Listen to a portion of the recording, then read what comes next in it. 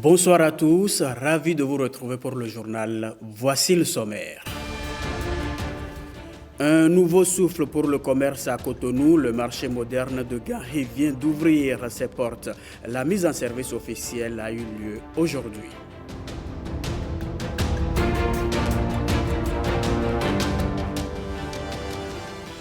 Commercialisation du soja graine, les acteurs au contact de la nouvelle réglementation, ils sont en atelier d'appropriation à Boyko.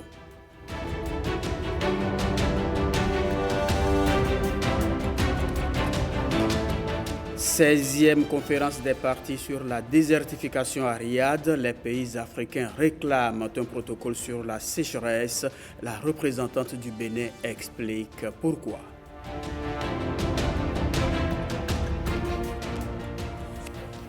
Le marché moderne de Ganri, prêt à accueillir ses usagers, la cérémonie de mise en service de ce pôle commercial a eu lieu aujourd'hui. Commerçants et autorités à divers niveaux sont allés donner le coup d'envoi des activités commerciales avec fierté et admiration. Au cœur de la cité commerciale de Cotonou, une infrastructure imposante qui échappe à peine au regard. Le tout nouveau marché de Ganri. Bâti sur les ruines de l'ancien, il se dresse tout neuf. Depuis des décennies, ce lieu a joué un rôle clé dans nos échanges commerciaux, tout en incarnant des valeurs de solidarité et d'effort collectif. Aujourd'hui, avec sa transformation en un véritable pôle d'attraction économique, nous honorons cet héritage tout en regardant résolument vers l'avenir. Ganri avant, c'était ça. Un amas de tôle rouillé par les intempéries. Des bâches sombres et dégoûtantes qui battent au vent. Un marché brouillon et laid. Puis il subit en quelques mois une métamorphose. Il est loin le temps où ces commerçantes suffoquent, abruties de chaleur. C'est une vision concrétisée du gouvernement du président de la République, M. Patrice Talon. Faites de ce marché un exemple de bonne gestion, d'entraide et de respect des normes d'hygiène et de sécurité. Préservons cet outil précieux pour qu'il puisse servir durablement à notre économie et à notre société. À peine est-il mis en service que les premiers coups de machette retentissent sur les planches. Des carcasses de viande, des cajots de fruits et légumes ornent les travées. Commerçants et acheteurs se croisent tout sourire pour un festival de la dépense. C'est vraiment joli, c'est vraiment digne. Et je suis venue saluer les personnes, mes amis du marché. Et c'est une grande fête. Et félicitations. Ça fait vraiment plaisir. Et c'est ça, on ne peut que dire merci parce que la joie, elle est énorme. Le président Talon, il a fait le Bénin. Il a relevé le Bénin. C'est bon, Dieu va le garder pour nous. Vraiment, c'était nickel. À la tombée de la nuit, le marché de Ganri s'illumine dans la pénombre. La lumière blafarde des lampadaires a quelque chose d'hypnotique. Alimenté à l'énergie solaire grâce au système de panneaux implantés sur la toiture, Ganri brille. Le temps d'une inauguration, l'ANAGEM se félicite d'une autre victoire d'étape. D'autres marchés seront bientôt mis en service. Mais en attendant ici, on n'a pas encore fini de savourer le joyau. La rénovation des espaces marchands fait partie des projets phares à fort impact social du gouvernement. Le marché de Ganri que vous venez de suivre avec Herman Amega en est un exemple. À présent, Jérôme Hungbo nous propose en quelques images une attraction à visiter.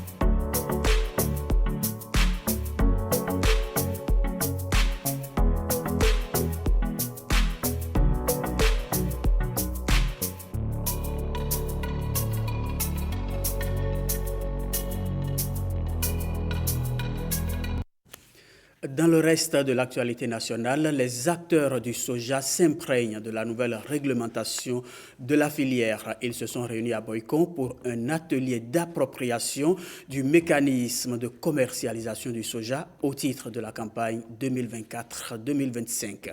Le mécanisme interdit par exemple l'achat et la vente individuelle du soja grain dans les champs. Les échanges se feront plutôt au sein des coopératives communales. Pierrette Adayossi à Boycon.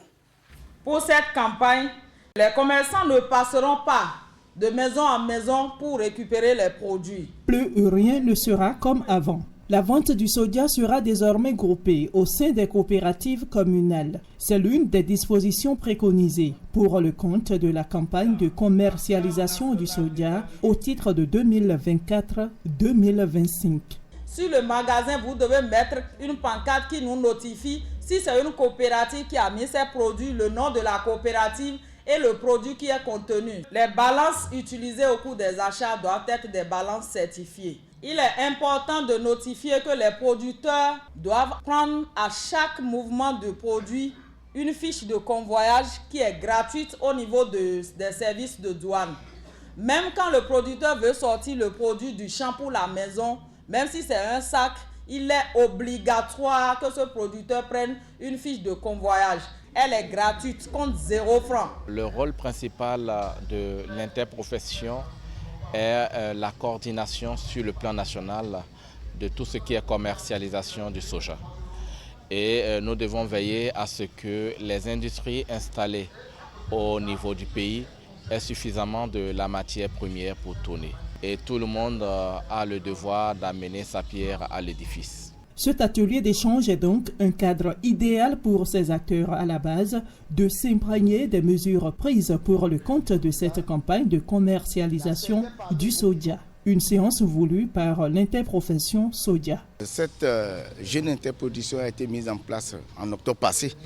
Donc, avant le lancement de la campagne, il faudrait qu'il soit outillé, imprégné de dispositions pratiques de la commercialisation parce que nous sommes dans une phase transitoire. Nous avons des CVPS, des coopératives villageoises et des membres aussi qui sont dans les villages. Arrivés à la maison maintenant, nous allons les inviter et les sensibiliser sur le contenu. Et aujourd'hui, ils vont vulgariser dans les villages par amour et de tout contrée. En attendant le lancement officiel de la campagne de commercialisation du soja au titre de 2024-2025, les acteurs de l'interprofession ainsi que ceux des ministères en charge de l'agriculture et du commerce invitent les membres du bureau à travailler à ce que le message puisse vraiment toucher tous les producteurs du Bénin.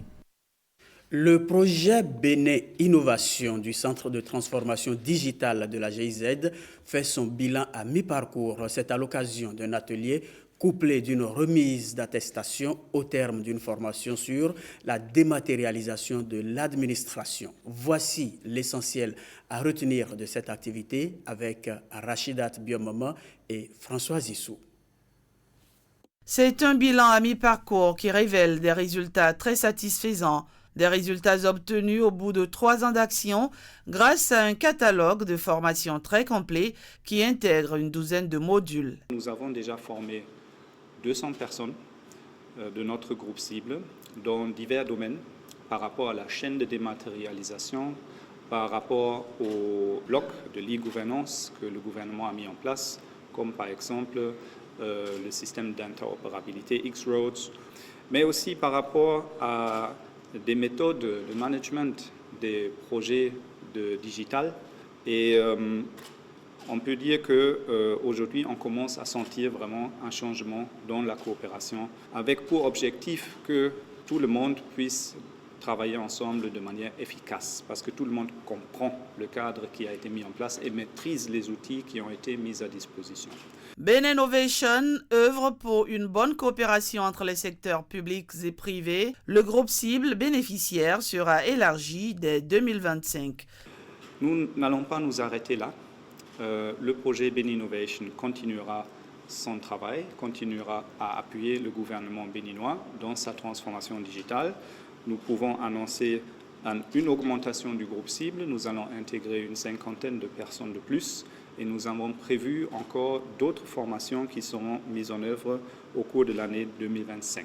Les bénéficiaires reçoivent des attestations de participation.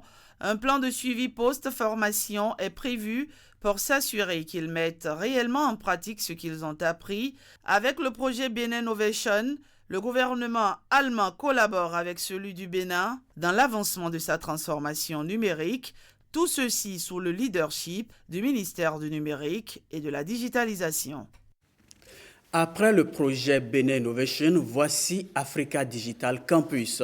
C'est un projet de e-learning ou formation à distance qui arrive à son terme. Elle a été clôturée par une conférence sur le thème « Combler le fossé de l'innovation, déployer la formation à distance et les infrastructures en Afrique ».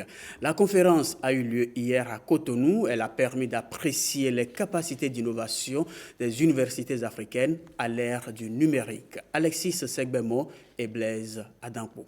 Avoir accès à des formations universitaires à distance, c'est ce qu'a permis de faire le projet Africa Digital Campus entre 2022 et 2024. Une innovation qui a eu des impacts à travers la plateforme numérique e-learning. Au Bénin, ce n'est pas moins de 65 enseignants qui ont été formés à la préparation de modules de formation en ligne. Plusieurs centaines de capsules vidéo pédagogiques et ressources éducatives, livres qui ont été mises à disposition des enseignants et des apprenants. Africa Digital Campus a été pendant 2 années au service des étudiants et enseignants de 2 universités pilotes, l'Institut national supérieur de technologie industrielle du Bénin et l'Université virtuelle du Burkina Faso. Au niveau de l'UNESIM, nous avons mis en place des chantiers qui donnent la preuve que la durabilité de l'ADC est toujours de mise. Et au-delà des universités, que cela soit aussi bénéfique et aussi utilisable dans l'enseignement, que ce soit au niveau secondaire, mais aussi au niveau primaire, pour permettre justement à ce que l'enseignement, la transmission de la connaissance ne s'arrête jamais. Au cours de cette période, la dynamique de coopération du secteur recherche et éducation pour l'apprentissage en ligne a été renforcée. La connaissance est donc rendue possible à travers un clic. La généralisation de l'usage numérique dans l'éducation est un objectif ambitieux qui nécessite une mobilisation collective et une coordination efficace des différentes initiatives. Au Accrène, nous sommes fiers d'avoir contribué à renforcer l'infrastructure du réseau national et en outillant les instructeurs et les apprenants de plateformes vidéo évolutives et à favoriser l'accès libre au savoir. Bien que la cérémonie de ce jour marque la fin du projet, elle ouvre la voie à de nombreux chantiers. La mise en place d'une communauté de pratique des enseignants formés, l'élaboration des tests pour le cadre réglementaire des enseignements à distance, la réalisation du réseau du campus de l'ENST, 30 points d'accès Wi-Fi, des serveurs, des écrans de supervision, 100 mégabits de connexion Internet pour ne citer que cela.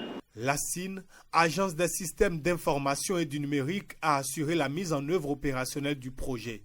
Elle a travaillé avec différentes parties prenantes pour aboutir à ces résultats.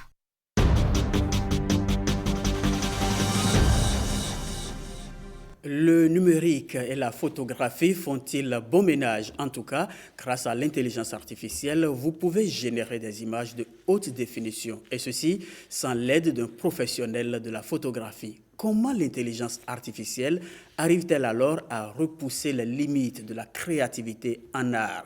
Réponse dans le dossier du jour avec Rebecca Kenjaoundé.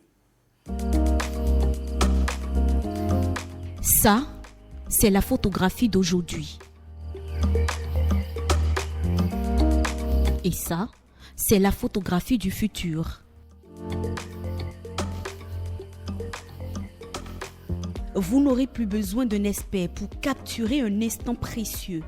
À partir d'une simple phrase, les logiciels comme DALL-E vous créent des images d'une qualité spectaculaire.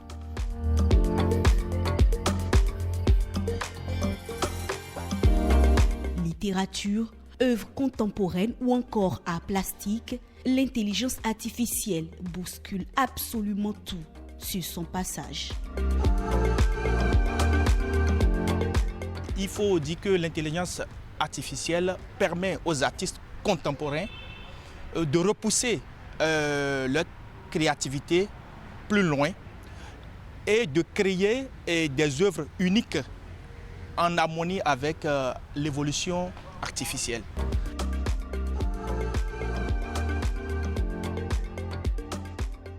Le domaine de l'art, oui, mais pas que.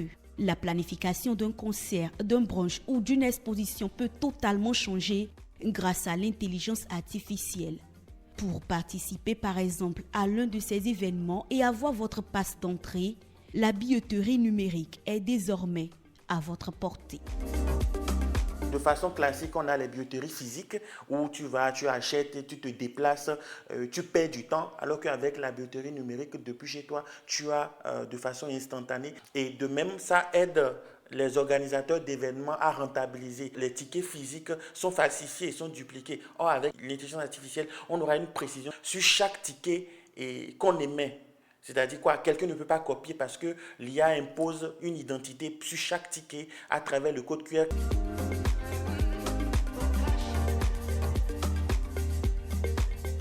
Richard Girado est un jeune passionné de la technologie. Son ambition, voir tous les secteurs d'activité au Bénin enrôlés dans les usages numériques et digitales. Pour aider les acteurs du showbiz à se mettre au pas, il crée Rikit, une plateforme digitale générée par l'IA pour faciliter l'accès aux artistes. Aujourd'hui, aucune plateforme dans ce monde n'existe où vous pouvez aller retrouver n'importe quelle célébrité que vous cherchez. C'est fait de façon individuelle, donc dans des labels de façon individuelle, avec des managers de façon individuelle. Aujourd'hui, nous avons apporté une solution universelle qui touche à tous les pays du monde entier, là où il y a de l'art, là où il y a des célébrités, là où il y a des artistes. En fait, la solution, elle est très simple. Vous avez besoin aujourd'hui d'un artiste, il vous suffit d'aller sur rikit.com, vous cherchez son profil. Dès que vous voyez son profil, vous pouvez le booker directement sans intermédiaire. Un système de booking sans intermédiaire, une histoire d'œuvre d'art racontée par des algorithmes. L'intelligence artificielle peut sembler faciliter la vie aux humains, même si des métiers sont appelés à disparaître ou à être mis à jour. L'IA n'est pas là pour détruire. L'IA n'est pas là pour dire « Ah, toi, tu ne fais pas bien ton travail ». L'IA est là pour améliorer le travail, pour que tu sois créatif, pour que tu sois performant, pour que tu sois optimal. Parce qu'un chef d'entreprise, qu'est-ce que lui veut? Lui veut la performance.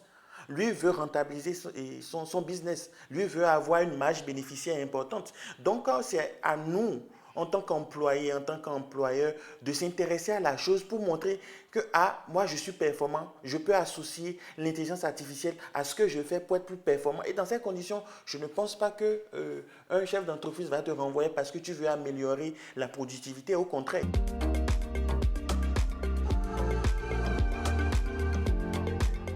Désiré ou pas, l'IA se présente aujourd'hui comme un tremplin pour aller plus vite et bien. Mais pour l'heure, la matière grise et le contact humain ont encore de beaux jours.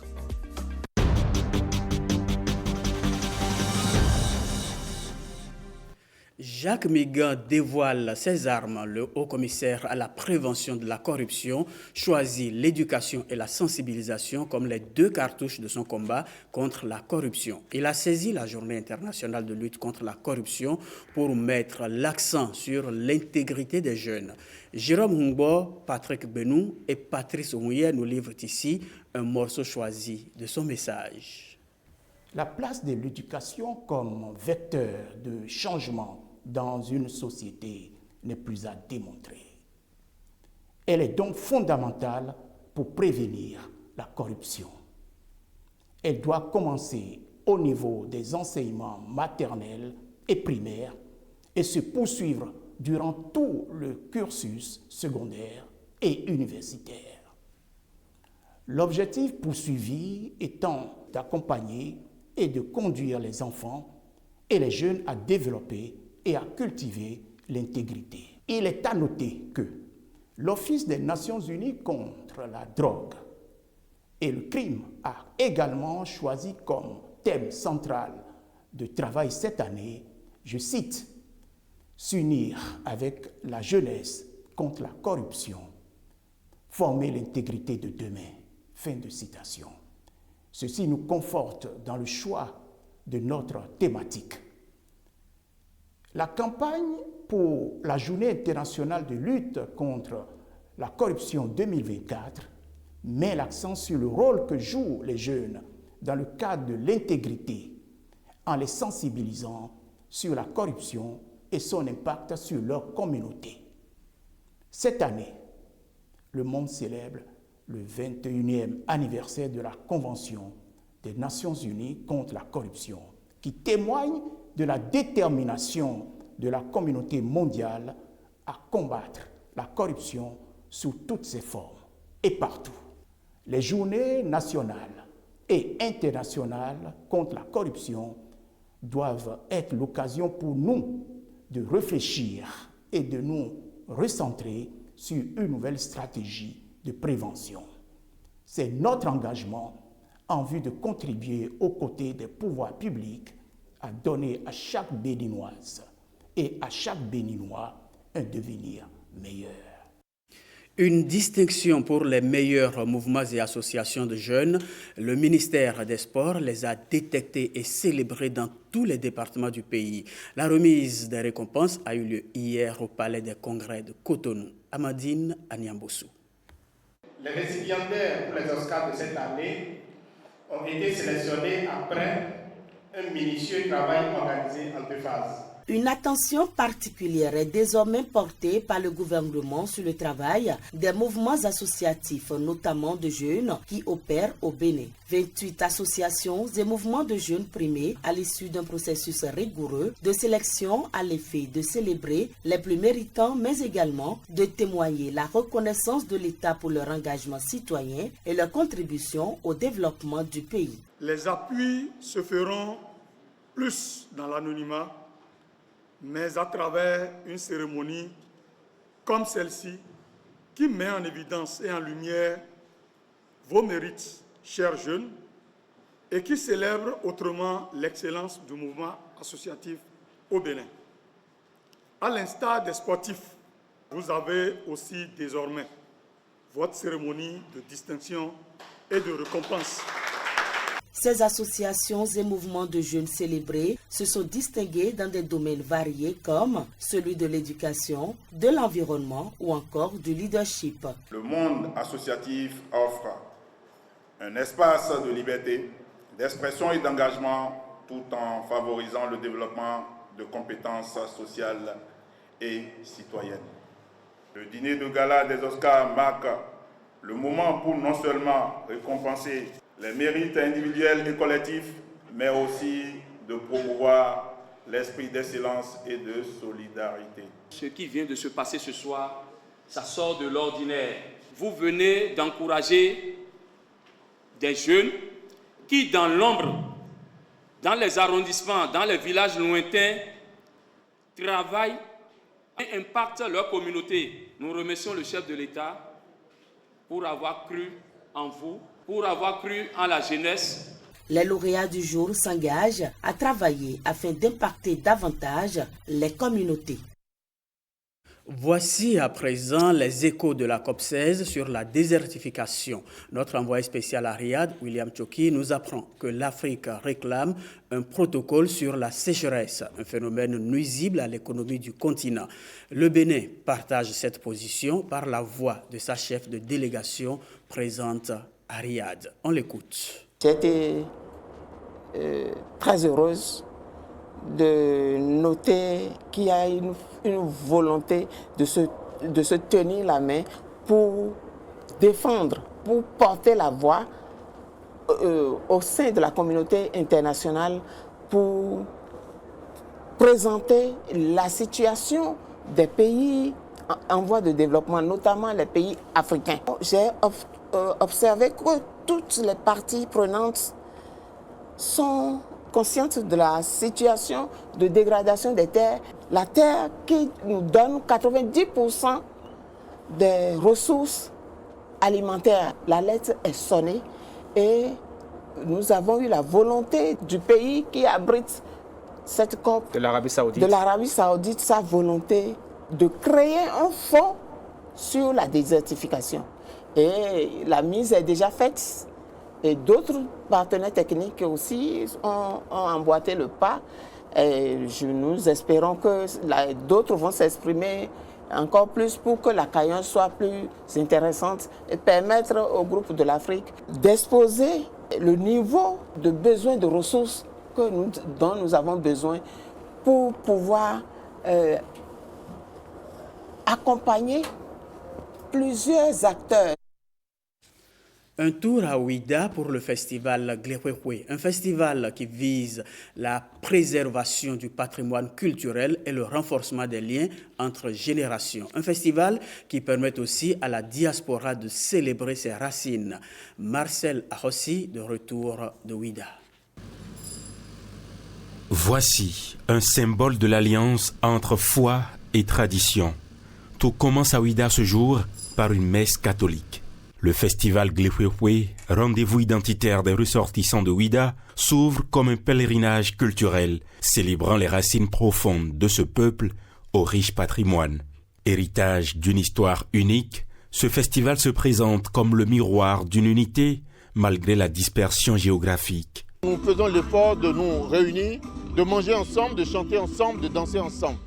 Mais au-delà de cela, vous vous doutez bien que nous réfléchissons à comment faire pour que davantage nous puissions nous mettre ensemble aussi pour développer notre ville qui est devenue, on va dire, un patrimoine national. Sur la scène officielle, les discours se succèdent pour un seul et même engagement, préserver et promouvoir cette richesse culturelle. Aujourd'hui, nous vivons une transformation, une transfiguration profonde et totale de notre cité.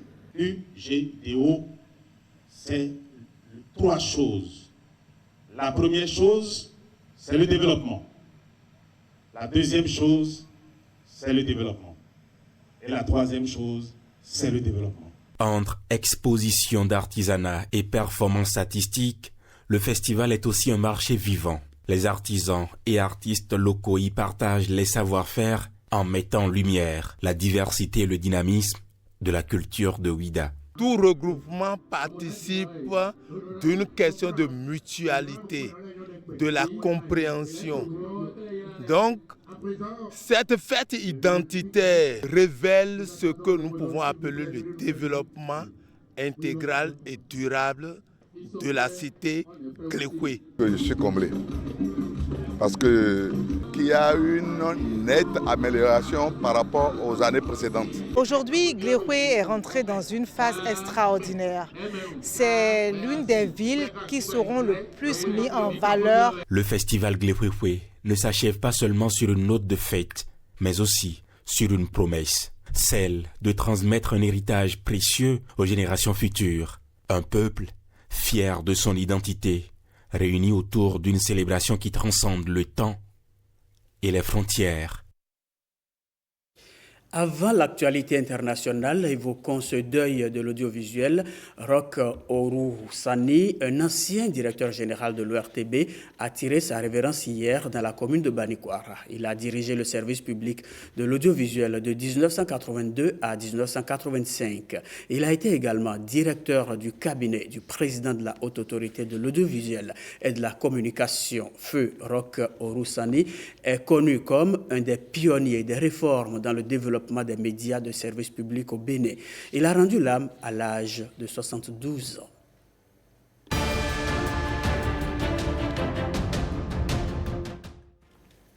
À présent, Rebecca Kenjaoundé nous conduit hors du Bénin pour les nouvelles de l'Afrique et d'ailleurs. Des électeurs font la queue dans un bureau de vote à Accra, la capitale du Ghana. Ils se déplacent dans les urnes pour élire le président et les membres du Parlement. Le processus de vote a débuté ce samedi à partir de 7h heure locale et devrait se poursuivre jusqu'à 17h. Pour ces élections, 18,7 millions d'électeurs sont inscrits sur les listes. Les votants disposeront de 40 976 urnes réparties dans 16 provinces. Les résultats des élections devraient être connus dans les 48 heures suivant la fermeture des bureaux de vote.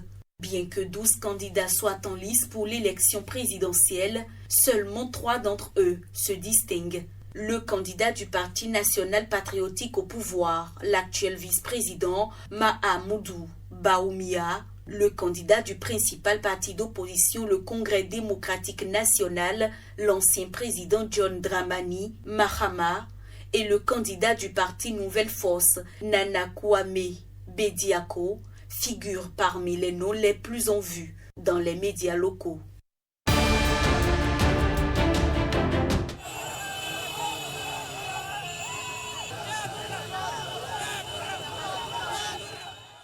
Tchad Oura, France dehors, scandent quelques centaines de manifestants, pour la plupart très jeunes. Ils ont manifesté ce vendredi à N'Djamena pour marquer leur position face à la rupture des accords militaires entre la France et le Tchad. Pour rappel, les activités des conseillers techniques militaires français auprès de l'armée tchadienne ont déjà été suspendues à la demande des Tchadiens, selon des sources françaises à N'Djamena. Faut-il le notifier? Le Tchad est en transition politique depuis le coup d'État qui a porté au pouvoir le général Déby en 2020, avant sa légitimation par une élection présidentielle contestée en avril dernier. Des élections législatives boycottées par l'opposition sont prévues fin décembre 2024.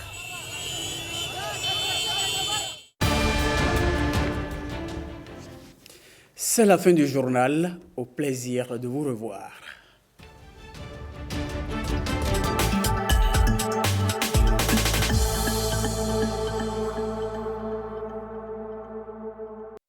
En décembre, seulement avec Canal+. C'est merveilleux.